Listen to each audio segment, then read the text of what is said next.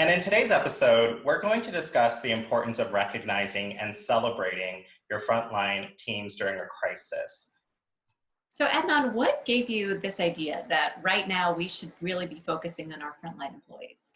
Yeah, so recently I was traveling on my way back from Australia to Hong Kong, and this was during the height of the COVID-19 pandemic where countries were shutting down their borders, and many airlines were entirely just shutting down their operations, or close to 95 to 98% of their operations. And I was just so impressed with the frontline crew members and staff that I encountered during my time at the airport and taking one of the last flights out of Australia. So one of the things that occurred to me is, gosh, these people are going through such a stressful and difficult time because they may very well be out of a job for the coming months. There's a considerable amount of uncertainty in just what that means to their day-to-day, yet they're showing up, they're being attentive to the customer, and they're really walking other people through this very difficult time when they're going through it themselves. And I thought, we really should take a moment to recognize the frontline staff in just ways that we can really celebrate as well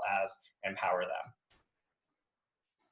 Great concept. So I would love to hear more about your experience. What was it like and what kind of activities did they do that made you feel that they were putting you at ease?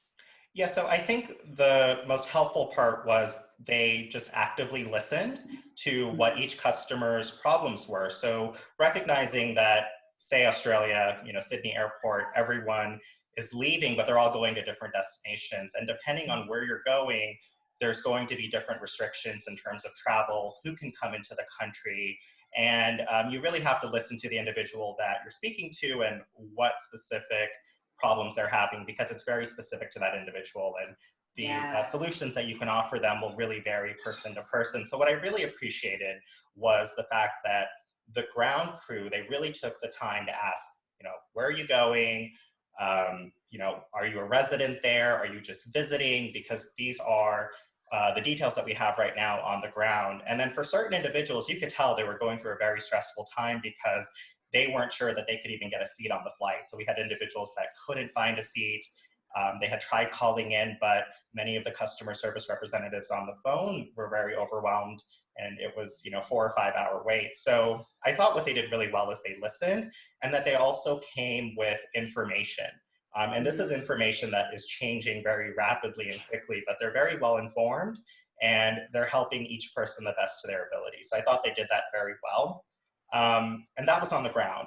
Now, in the air, what I really appreciated is once we're on the flight, there was still a sense of happiness in the air, if that makes sense, because it is a very stressful and difficult time, and it's a 9-hour flight. So, you can certainly take that energy onto that flight and have that in the air for 9 hours, but I was so happy just the crew were just very attentive, and also just very happy to do what they do. And you could tell there was a sense of passion in what they did. And it came through in the service that they delivered in the air as well. So just all around, great experience considering everything that was going on. And it would not have been possible without just the dedication and how the frontline teams showed up that day. So I was very, very impressed.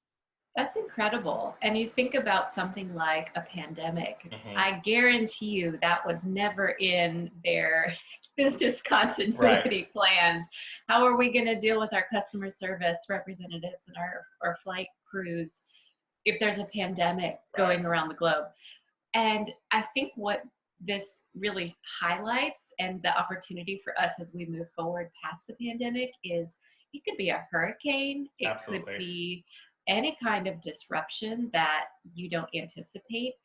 How can we create a culture with our front lines and really empower them and appreciate them for what they do? Because truly, they're the people face to face with that customer, on the phone with the customer, that can make a difference between lifelong customers like you. I guarantee when flights are up and running again, you will be using that airline again.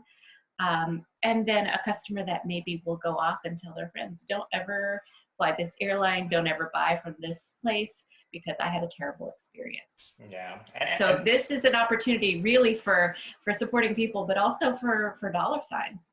Absolutely. And I think what it really highlights, or what it highlighted for myself, and I think many of our change managers this entire event, is that it's the people that are the key to success. And as change Yeah. managers, we always, we're advocates for that. We're advocates for the Yeah. people, the importance of bringing people along the change curve. And this experience was very much a people first encounter. And you can't drive change without the people. And that's what this whole experience has highlighted for me. So I think something that you touched on is a great point, the importance of recognition and appreciation. It's a theme that we have throughout our podcast as early as season Yeah, one, that's that right. really listening and acknowledging that people are going through a difficult time, that goes a very long way.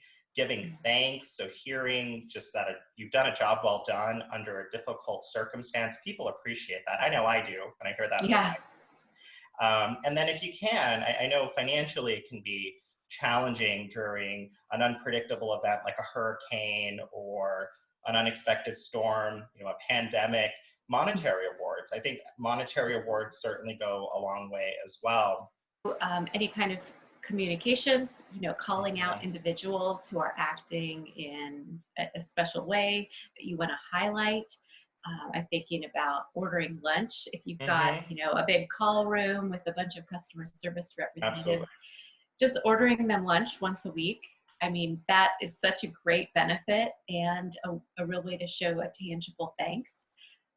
And then just really focusing in on what is the attitude that you want. So, maybe what you're celebrating isn't that you are able to, make the sale or, Mhm. some kind of dollar metric, but an attitude of they really made an extra effort.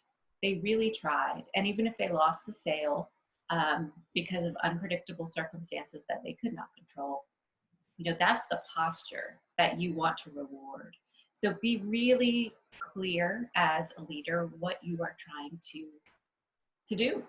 Yeah. If we want to celebrate this and learn something on the outcome of it, make sure that you're rewarding the right posture, the right attitude, the right effort, and not just boring old metrics. Right, right. I mean, I think that's so important because your customer remembers these interactions that they Mm, have. So if someone is being very pushy and they're not listening to what I'm trying to say of, hey, I appreciate your business, but financially, I just can't do this right now.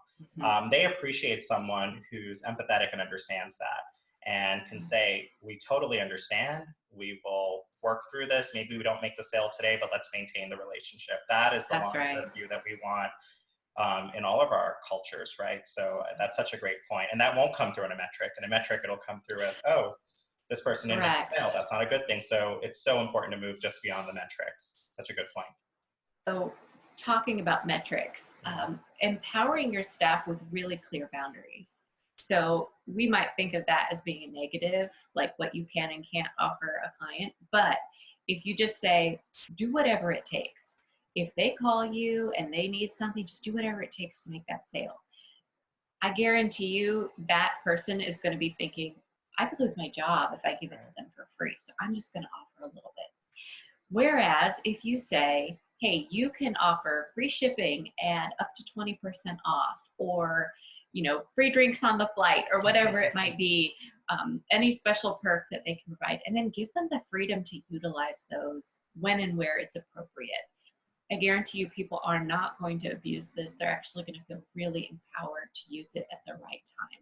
Where that line is. Right. So recognizing where that line is around acceptable and unacceptable. And that may have to change over time and you may have to communicate it differently. But that will really help your frontline staff to understand what's within their control. Right, right. And they can understand how best to pivot based on where that line is. So depending on Exactly. what the customer is saying, if it's an extreme situation, maybe they offer what's on the line, right? And then if Yeah. it's not, it's something a bit more nuanced or subtle. Ultimately, I think it really comes down to this idea of flexibility, right? So everyone Mm, appreciates flexibility. So whether you are the frontline staff engaging with customers or whether or not you're the customer, we all mm, appreciate flexibility. So it's so important to have flexibility in an unexpected crisis, because that will go a long way.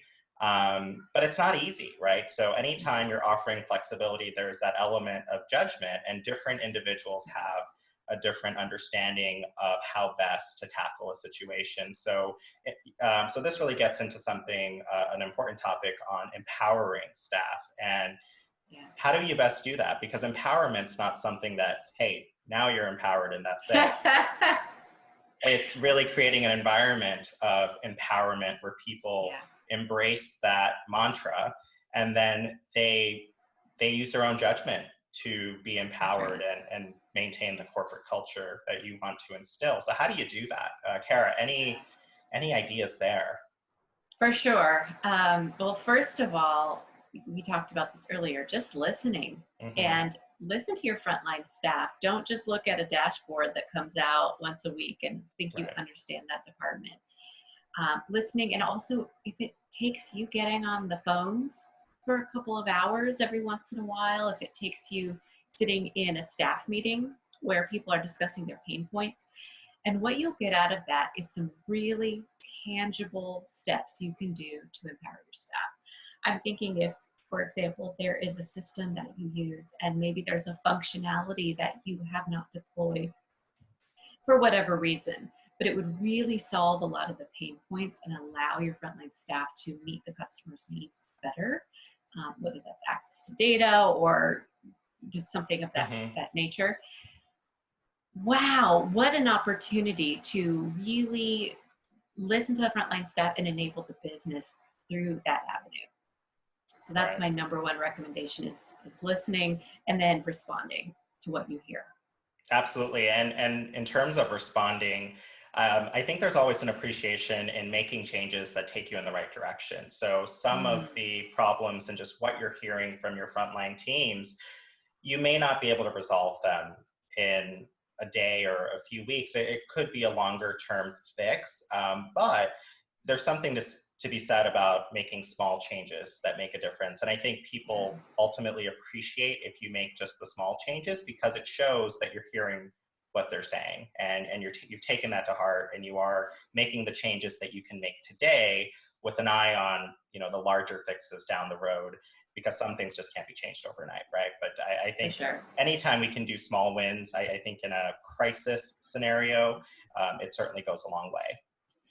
And I'm thinking about access to data in particular. So, you know, executives are really beginning to understand or implement ideas around digital transformation and access to data so you can make data-based decisions, right? Like that's a core element of where our businesses are today.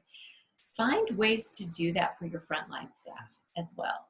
So you might not be able to just flip a switch and turn on some kind of, you know, access to data for your frontline staff. But I'm thinking back to your flight out of Australia and how they had information and they were able to guide passengers based on that information.